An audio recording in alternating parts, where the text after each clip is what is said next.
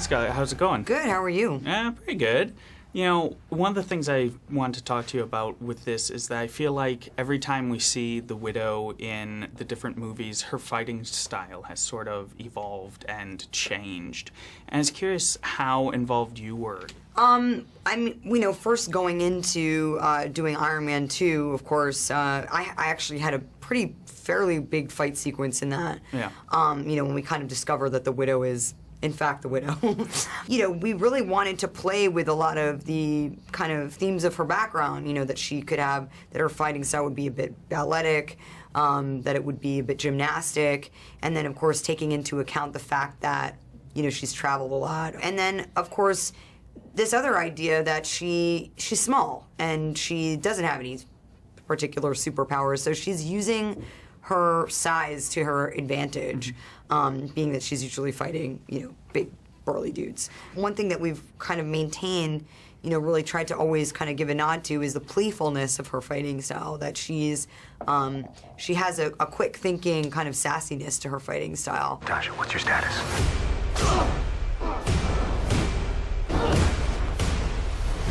Engine room secure.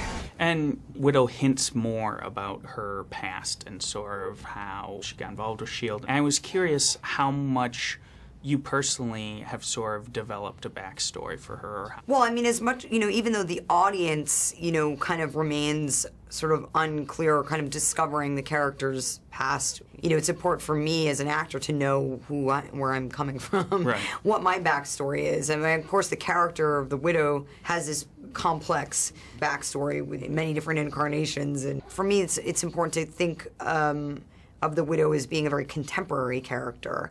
She's not like, withstanding the test of time. We're talking about somebody who's, in her late 20s at this point, early 30s or whatever, and that she's had, the history that she's had involved with, the Russian KGB, obviously. She was, like, taken as a young child, put into the Widow training program, and then you kind of learn more and more about sort of what she did for them during that time. I mean, she's a mercenary to begin with, really. She's a spy, a mercenary.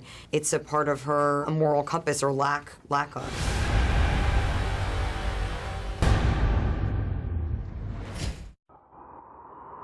Marvel, your universe.